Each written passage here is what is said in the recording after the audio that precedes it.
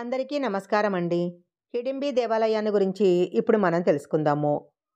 మన దేశంలో గుడులు ఎంత ప్రసిద్ధి చెందాయో మనం చెప్పుకోవాల్సిన పని లేదు.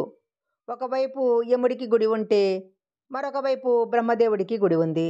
అలాగే భీముడి భార్య అయిన హిడింబికి కూడా మన దేశంలో ఒక గుడి ఉంది.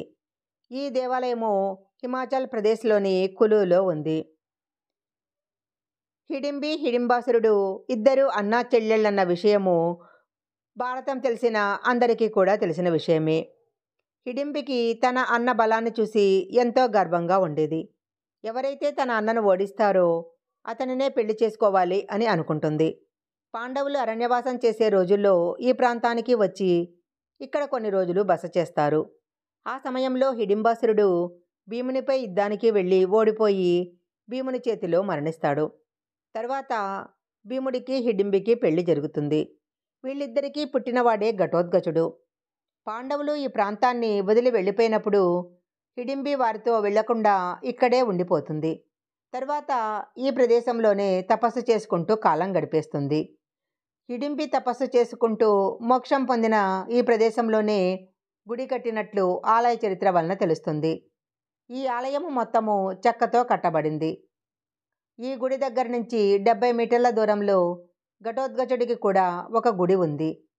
హిడింబి గుడి లోపల ఒక పెద్ద రాయి మీద హిడింబాదేవి కాళీముద్ర కూడా ఉంటుంది. గూగుల్ మ్యాప్లో చూసినట్లయితే ఈ కాళీముద్ర స్పష్టంగా కనిపిస్తుంది.